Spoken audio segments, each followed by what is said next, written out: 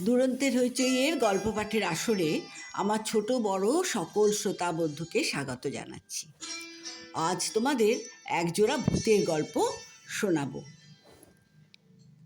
প্রথম গল্পটির লেখিকা হলেন স্বনামধন্য সঙ্গীত শিল্পী শ্রীমতী সুচিত্রা মিত্র। উনাকে আমরা হারিয়েছি 2011 সালে। একজন নামী মূলত রবীন্দ্রসঙ্গীত শিল্পীর লেখা গল্পটি হাতে পেয়ে শোনাবার ইচ্ছা জাগল। গল্পটি তার জীবনের এক সত্য অনুভূতির ওপরে লেখা। গল্পের নাম মুখে বরফের কুচি গুড়িয়ে গেল। তাহলে গল্পটা শোনা যাক। ভূত আছে কি না আছে এমন কথা বলতে চাই না, কারণ ভূত বললেই মনে হয় গল্প কথা, কিন্তু স্পিরিট বলে কিছু একটা আছে এটা আমি বিশ্বাস করি। আর এ নিয়ে তো গবেষণা চলছে, কিন্তু সে কথা থাক। আমার জীবনে কয়েকবার যে অদ্ভুত ঘটনা ঘটেছিল তারই একটা বলি। বিশ্বাস অবিশ্বাস করা সে আপনাদের মর্জি। বহু বছর আগে 1945-46 সাল হবে, আমি বিয়ে পড়ি স্কটিশ চার্চ কলেজে। গান গাই, ছাত্র রাজনীতি করি, টিউশনি করি, আড্ডা মারি। এমনই বয়স তখন।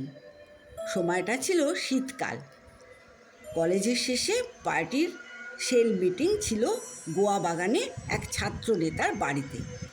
সেখান থেকে যখন পথে নামলাম তখন বিকেল 6:30 হবে, কিন্তু শীতের বিকেল তো, তাই অন্ধকার নামে তাড়াতাড়ি। গোয়া বাগানের কাছেই সাহিত্য পরিষদ স্ট্রিট। সেখানে আমার এক সহপাঠিনীকে ইকোনমিক্সের একটা বই, কিছু নোটস দিয়ে বাড়ি ফিরব এমনই বলা ছিল বাড়িতে। এখনকার কথা বলতে পারি না, কিন্তু তখন সাহিত্য পরিষদ স্ট্রিট ছিল খুবই সরু আর নোংরা। যাই হোক, বন্ধুর বাড়িতে কাজ এবং আড্ডা সেরে যখন রাস্তায় বেরোলাম তখন রাত প্রায় 8:30। বাড়ি ফিরলে কপালে বকুনি আছে নির্ঘাত, ফলে জোর কদমে হাঁটা শুরু করলাম। ওই সাহিত্য পরিষদ স্ট্রিট ধরে একে বেঁকে কিছুটা হাঁটলেই কর্নওয়ালিস স্ট্রিট, তারপর 2B বাস ধরে ভবানীপুরের বাড়িতে। তখনও কলকাতা শহরে কিছু কিছু রাস্তায় গ্যাসের আলো জ্বলত। সন্ধ্যের একটু আগেই কাঁধে মই নিয়ে লোক এসে গ্যাস জ্বালাতো, আবার ভোরবেলা ওইভাবে এসেই নিভিয়ে যেত। এ রাস্তায়ও গ্যাসের আলো। একই শীতের রাত্রি, তাই গ্যাসের আলো। পথটা খুব আলোকিত নয়। একটা গ্যাস পোস্ট থেকে আর একটা দূরত্বের মধ্যে শীতের রাতে ধোঁয়াশা এবং ঘন অন্ধকার জমাট বেঁধেছিল। একটু হয়তো অন্যমনস্কই ছিলাম। হঠাৎ মনে হলো পেছনে কে জানি আসছে। তখন চুরি ছিনতাই এসবের হাঙ্গামা ছিল না, তাই সে ভয় আমার হয়ওনি। কিন্তু পেছনে কে আসছে এই বোধ হতেই গা ছমছমিয়ে উঠল। আমি ভীতু, এ বদনাম আমার নেই, ছোট থেকেই আমি ডাকাবুকো।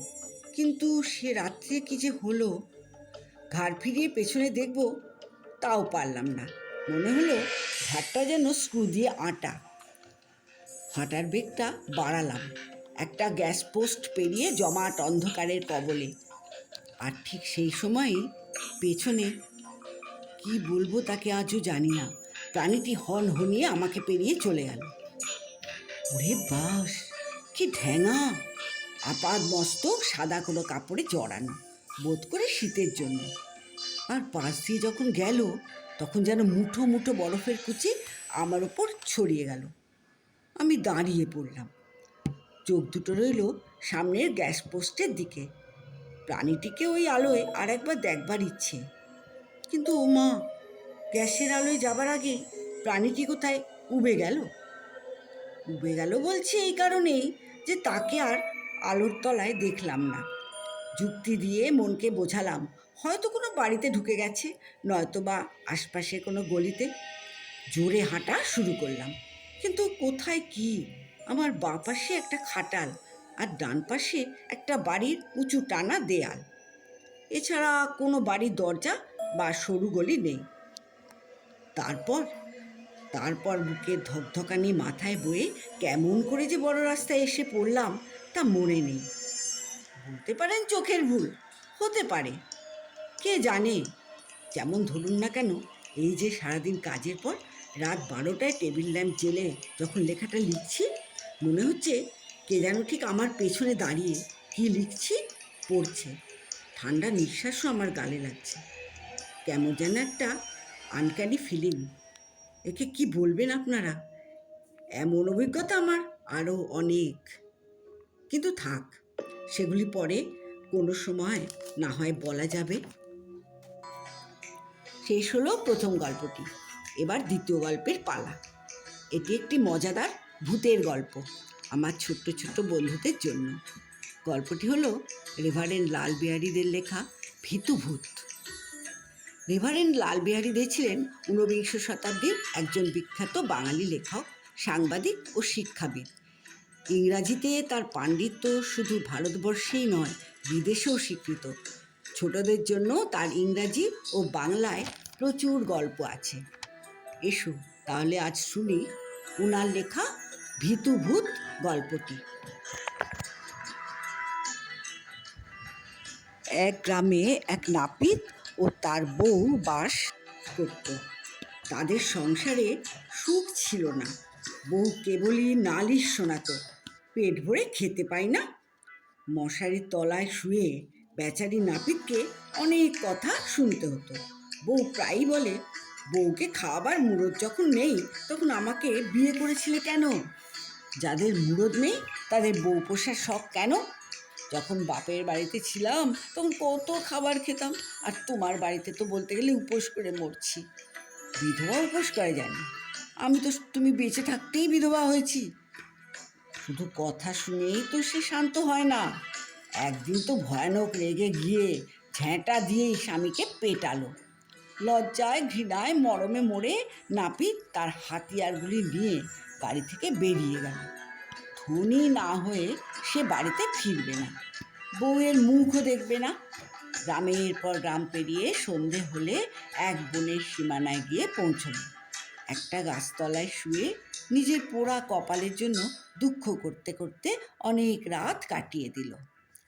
এখন সেই গাছে বাস করত একটা ভূত। গাছতলায় একটা মানুষকে দেখে তার মনে হলো লোকটাকে মেরে ফেলবে। সেই বাসনা নিয়েই ভূত গাছ থেকে নেমে 2 হাত বাড়িয়ে প্রচণ্ড একটা হাঁ করে নাপিতের সামনে লম্বা একটা তাল গাছের মতো দাঁড়ালো। বলল, এবার নাপিত আমি তোমাকে শেষ করব, কে তোমাকে রক্ষা করবে? ভয়ে নাপিত থর থর করে কাঁপতে লাগলো। তার চুল খাড়া হয়ে উঠল, কিন্তু সে বুদ্ধি হারালো না। নাপিত জাতির স্বাভাবিক প্রত্যুৎপন্ন মতিত্ব ও চতুরতার সঙ্গে উত্তর দিল, ওরে ভূত, তুই আমাকে শেষ করবি? একটু সবুর কর, এখনই তোকে দেখাবো আজ এক রাতেই কত ভূতকে ধরে আমি এই থলের মধ্যে ভরেছি। তোকে দেখে আমি আরও খুশি হয়েছি, কারণ আরও একটা ভূতকে এখনই থলে ভরতে পারবো। এই কথা বলে নাপিত থলের ভেতর থেকে একখানা ছোট আয়না বের করলো। ভূতের মুখের সামনে আয়নাটা তুলে ধরে বলল, এই দেখ একটা ভূত যাকে আমি থলেয় ভরেছি। বেচারিকে সঙ্গ দিতে এবার তোকেও থলে ভরবো। আয়নায় নিজের মুখটা দেখেই ভূত অত্যন্ত ভয় পেয়ে নাপিতকে বলল, ও নাপিত মশাই, তুমি যা আদেশ করবে আমি তাই করব। কেবলই থলে আমাকে ভরো না, তুমি যা চাও তাই দেব। নাপিত বলল, তোরা ভূতরা সকলেই বিশ্বাসঘাতক, তোদের বিশ্বাস নেই, তুইও কথা দিয়ে কথা রাখবি না। ভূত বলল, ও মশাই, তুমি যা হুকুম করবে আমি তোমাকে তাই এনে দেব। নাপিত বলল, ভালো কথা, এখনই আমাকে 1000 সোনার মোহর এনে দে, আর কাল রাতের মধ্যেই আমার বাড়িতে একটা গোলা বানিয়ে ধান দিয়ে সেটা ভর্তি করে দিবি। যা, সোনার মোহরগুলি এখনই নিয়ে আয়। আমার আদেশ পালন করতে না পারলে তোকে অবশ্যই আমার থলে ভরব। ভূত খুশি হয়ে চলে গেল, আর কিছুক্ষণের মধ্যেই মোহর ভর্তি একটা থলে নিয়ে ফিরে এলো। নাপিতের তো আনন্দের সীমা নেই। ভূতকে বলল, কাল রাতের মধ্যেই যেন গোলাটা তৈরি করে ধান ভর্তি করে দেওয়া হয়। পরদিন একটু বেলা হতেই একটা ভারী বোঝা নিয়ে নাপিত বাড়ির দরজায় টোকা দিল। যে বউ একদিন রাগের মাথায় ঝাঁটা মেরেছিল, সে বিছানা থেকে উঠে দরজা খুলে দিল। স্বামী থলে থেকে ঝকঝকে সোনার মোহর ঢেলে স্তূপ করে ফেললে। বউ তো একেবারে হাঁ। থলের মধ্যে ভর্তি হবার ভয়ে ভূত বেচারি পরদিন রাতেই নাপিতের বাড়িতে একটা বড় গোলা বানিয়ে দিল এবং সারা রাত পিঠে করে ধানের বোঝা এনে ভর্তি করে দিল। ভীতু ভূতের খুড়ো ভাইপোকে এ কাজ করতে দেখে ব্যাপার কি জানতে চাইল। ভূত সব কথা খুলে বলল। খুড়ো ভূত বলল, আরে বোকা, ভেবেছ নাপিত তোমাকে থলে ভরবে? নাপিত মহাধূর্ত, তোমাকে বোকা হাঁদাপে ঠকিয়েছে। ভাইপো ভূত বলল, নাপিতের শক্তিকে তুমি সন্দেহ করছো? নিজেই দেখবে, চলো। এখন খুড়ো ভূত নাপিতের বাড়ি গিয়ে জানলায় উকি দিল। খোলা জানলা দিয়ে দমকা হাওয়া এসে গায়ে লাগায় নাপিত বুঝতে পারলো যে জানলায় একটা ভূত এসেছে। তাই তার দিকে আয়নাটা ভালো করে ধরে বলে উঠল, এবার আয়, তোকেও থলে ভরি। আয়নায় নিজের মুখ দেখে খুড়ো ভূত কাঠ হয়ে গেল। কথা দিল সেই রাতেই একটা গোলা বানিয়ে ভরে দেবে ধান দিয়ে নয়, চাল দিয়ে। অতএব মাত্র 2 রাতেই নাপিত মহাধনী লোক হয়ে গেল, আর বউও ছেলে মেয়ে নিয়ে সুখে বাস করতে লাগলো। শেষ হলো গল্প পড়া। কেমন লাগলো জানাতে ভুলো না। এরকম সুন্দর সুন্দর গল্প শোনার জন্য চ্যানেলটিকে সাবস্ক্রাইব করে পাশে থেকো। তোমরা সবাই ভালো থেকো, আনন্দে থেকো।